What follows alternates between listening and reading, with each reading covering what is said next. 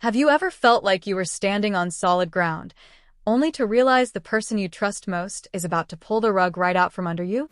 Well, that is exactly where Steffi Forrester is standing right now, and the person holding the rug? It is her own father, Ridge. Is Ridge Forrester really about to commit the ultimate act of betrayal against his own daughter? We have all seen him torn before, right? It is kind of his thing. But this time, the stakes are not just about who he is going to spend his life with. This is about who holds the keys to the entire Forrester empire.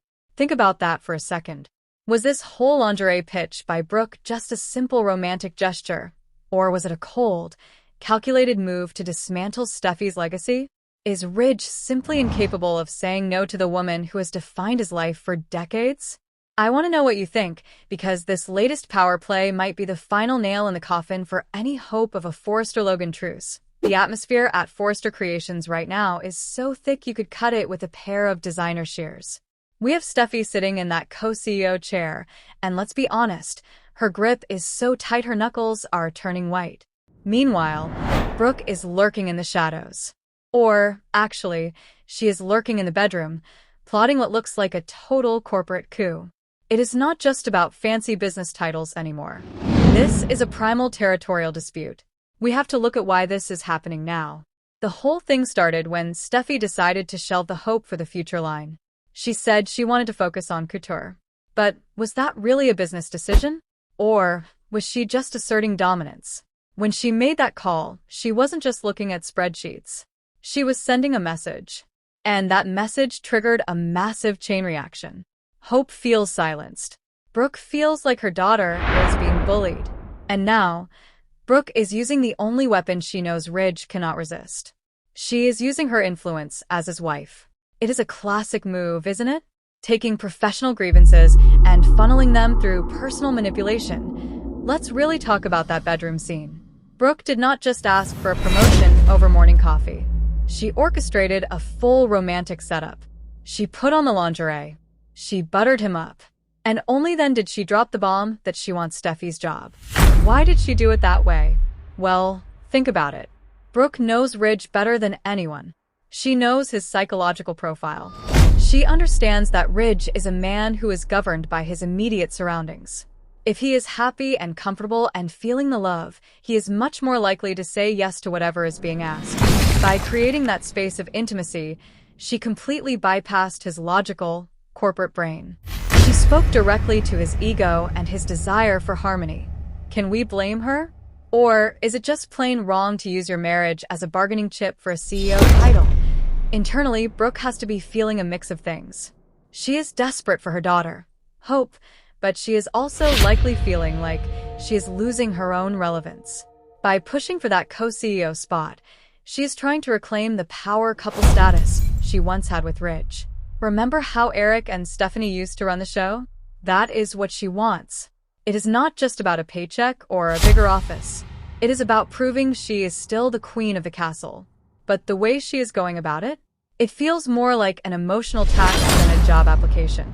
She is basically telling Ridge that if he wants a happy marriage, he has to sacrifice his daughter's career. It is a high-stakes gamble. It frames leadership as a marital perk instead of something you actually earn. Honestly, it feels a bit desperate. If Brooke has earned her spot, which even Steffi admits she has, why does she need a candlelit dinner to ask for a promotion? It kind of undermines her own professional history, don't you think? It makes it look like she cannot win on talent alone. This is where the psychology gets really interesting. This looks like a classic case of enmeshment. Brooke cannot separate Hope's professional setbacks from her own identity. Her ego is so tied up in the Logan legacy that any win for Steffi feels like a personal loss for her. And then we have Ridge. Look at his reaction. Or really, look at his lack of one. He hasn't said no to Brooke yet. He did that usual head tilt of his and just stayed silent when Steffi asked if he understood she wasn't giving up her job. Why is he being so quiet? It is because he is terrified of conflict. He is a man caught between two fires. If he says no to his wife, he risks his marriage. If he says no to his daughter, he destroys his relationship with his child and the stability of his family business. His silence is not a lack of an opinion. It is a survival mechanism. But the funny thing is, by trying to stay neutral, he is actually betraying Steffi's trust. Ridge is likely feeling a massive amount of guilt. He wants to be the hero to both women, but he can't be. The roles are mutually exclusive right now. Every time he looks at Brooke, he sees his Logan. But every time he looks at Steffi, he sees the future of the company his father built. He is paralyzed. And by even considering Brooke's request, he is telling Steffi that she is replaceable. He is entertaining the idea that the whole corporate structure can be torn down based on who had a better night in the bedroom. It is pretty insulting to Steffi, right? She has put in the work. She has been there day in and day out. For her father to even hesitate is a huge red flag. Ridge really needs to find a backbone here. Allowing your wife to lobby for your daughter's job while you are in bed together is just unprofessional. It tells Steffi that her hard work means nothing compared to Brooke's powers of seduction. Now, let's talk about Steffi. She is not just sitting around waiting to be fired. She is about to make what people are calling a very dirty move. She is planning to relaunch Hope for the future without Hope. Can you believe that? This is pure psychological warfare. Steffi knows that the brand is Hope's entire identity. By relaunching it with a new face, she is trying to erase Hope from the very company that carries her name. It is a complete goodbye and good riddance to the Logans. Why is she being so vindictive? Well, beneath that tough exterior, she is feeling deeply threatened. She is being territorial. If she cannot get Ridge to back her up, she is going to make the Logans so miserable that they leave on their own. It is defensive aggression. She is afraid of losing her status, so she is lashing out. Relaunching that line without the woman it was named after is the ultimate corporate gaslighting. It is Steffi saying the brand was never about Hope. It was about the machine that Steffi controls. It strips Hope of her creative voice and turns her own legacy into a weapon against her. Is it dirty? Oh, absolutely. But is it smart? If you are looking at it from a cold business perspective, maybe. If Hope leaves and goes to a rival house, she becomes the competition. Steffi is trying to poison the well before Hope can even get started. She is ruthless, but she truly believes she is the protector of the family heritage. In her mind, she isn't the villain. She is the hero saving the company from a manipulative snake.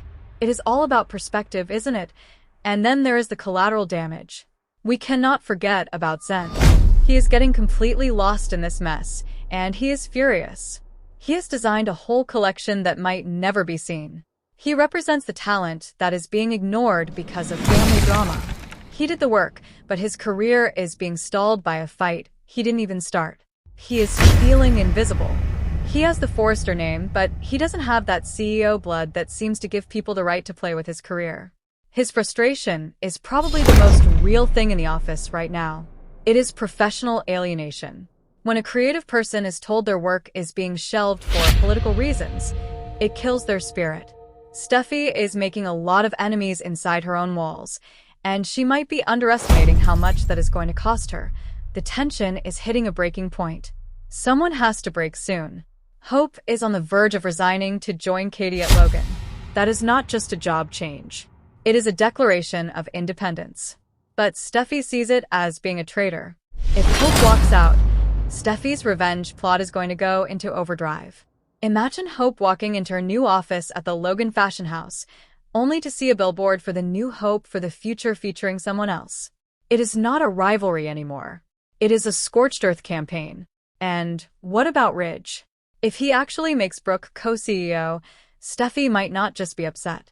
She might try to get Brooke fired. We are looking at a total family meltdown. Did I have a prediction about how this goes down? Ridge is going to try to frame this to Steffi as a good thing.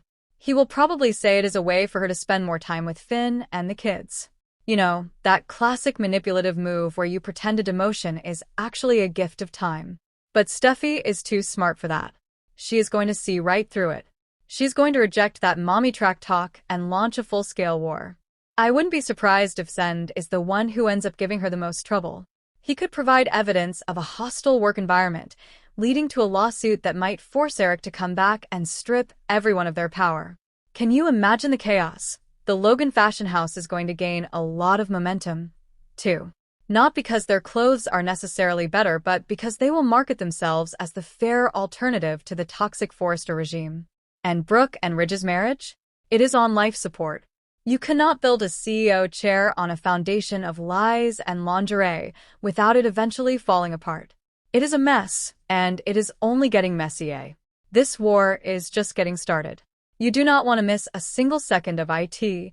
So, I have to ask you, what do you think about Brooke's move? Is she being a manipulative snake, or is she just playing the game by the only rules the Forresters understand? And if you were Ridge, who would you choose? Would you pick your wife's happiness or your daughter's career? Is there even any middle ground left? Or is that bridge burned for good? I want to hear your thoughts in the comments. Are you Team Steffi or Team Brooke in this corporate cage match? If you enjoyed this deep dive into the Forrester-Logan chaos, make sure you hit that like button. It really helps us out. And don't forget to subscribe and hit the notification bell so you are the first to know when the next big spoiler drops. We are tracking every betrayal and every fashion fail right here. Thanks for watching, and I will see you in the next one. Now, let's look even closer at the specific moves being made, because the details are where the real drama hides. Steffi is being described as vindictive, and while we've seen that side of her before, this feels different. It's like she's lost all sense of professional boundaries because she feels so cornered. When you're in charge, you're supposed to be above the fray, but Steffi is jumping right into the mud. Why? Because the Logans represent everything she fears. They represent the loss of her father's attention and the potential dilution of the Forrester brand. When she looks at Hope, she doesn't see a colleague. She sees a rival for her father's soul. That's heavy, right? And Hope isn't just a passive victim here. She's fighting for her line. She told Liam she's proud of Hope for the future, and she's not giving up. But is she really fighting for the clothes? Or is she fighting for her place in the family hierarchy? Liam is pushing her to leave, telling her she'd be a great fit at Logan. He wants her away from the drama, but Hope is caught in the middle. If she stays, she has to deal with Steffi's dirty moves. If she leaves, she's labeled a traitor. It's a no-win situation. The role of the other Logan sisters is getting interesting, too. Donna is getting more screen time, and she's worried. She sees the family bond breaking down. She's warning Katie to put family before business. But Katie is focused on the boost Hope's line could give her new house. It's funny how everyone talks about family first until there's a CEO title or a successful fashion line on the line. Then suddenly it's all about the business. It makes you wonder if any of these people actually like each other, or if they're just tied together by blood and bank accounts. Now let's go back to Zen for a minute, because his situation is a great example of how this war hurts the people on the sidelines. He worked with Thomas for months on these designs. He's proud of them. And then Steffi just shuts it down. She tells him the launch is on hold, but she doesn't really give him a good reason. She says they need to focus on couture, but then she turns around and plans to relaunch HFTF with someone else just to spite Hope. That's got to sting. Zend isn't just grumbling to Carter for no reason. He's seeing that talent doesn't matter as much as whose daughter you are. That kind of environment is a ticking time bomb, and then we have the new characters entering the mix, like Electra Forrester and Jessie. RJ is stepping up to protect Electra from Remy Price, who's still hanging around. This adds a whole other layer of tension. While the adults are fighting over the company, the younger generation is dealing with their own secrets and rivalries. It's like a multi-generational war. If Steffi does make Electra the new face of HFTF, it's going to put Electra right in the line of fire. Does she even want that? Or is she just another pawn in Steffi's game? Every choice made this week feels like it's leading to a massive blow-up. The Bold and the Beautiful is famous for these long-simmering feuds, but this one feels particularly explosive. It's personal, it's professional, and it's happening all at once. Ridge is the pivot point for everything. If he makes a move, the whole house of cards could come down. He's trying to manage the anger in his household, but he's the one who let it get this bad in the first place by not setting clear boundaries. Think about the legal side of this for a second. Some fans are already pointing out that Steffi might be opening herself up to a lawsuit for creating a hostile work environment. If she's lying about needing to focus on couture just to get rid of Hope, that's not just dirty. It's potentially illegal. And using Hope's name and brand history without her? That's a contract nightmare waiting to happen. Steffi is so focused on revenge that she might be blinding herself to the corporate consequences. She's playing with fire and the whole company could burn. What about Finn? He's trying to be the supportive husband, pampering Steffi and giving her a place to vent. But he's also hearing from Liam. There's this worry that the drama at work is going to bleed into their personal lives even more than it already has. Finn is a doctor. He's used to dealing with life and death, but this corporate backstabbing is a different kind of stress. Can he keep Steffi grounded, or is she too far gone into her revenge plot? The Logans are gearing up for a fight. 2. Brooke's admission to Ridge about wanting that co-CEO spot could change their dynamic forever. Even if he says yes, will he ever trust her motives again? And if he says no, can their marriage survive? It feels like we're at a point of no return. The Peter Pan of the fashion world has to finally grow up and make a choice that's going to break someone's heart. The move to Logan for Hope is a huge deal. It's her chance to be out from under the Forrester thumb. But as some critics have pointed out, using Hope's line without Hope isn't the same. She's the spokesperson. She's the face. If Steffi relaunches it without her, it might just draw more attention to whatever Hope is doing at Logan. It could backfire in a massive way. Imagine if the new Hope for the future flops while Hope's new line at Logan becomes the next big thing. That would be the ultimate karma for Steffi.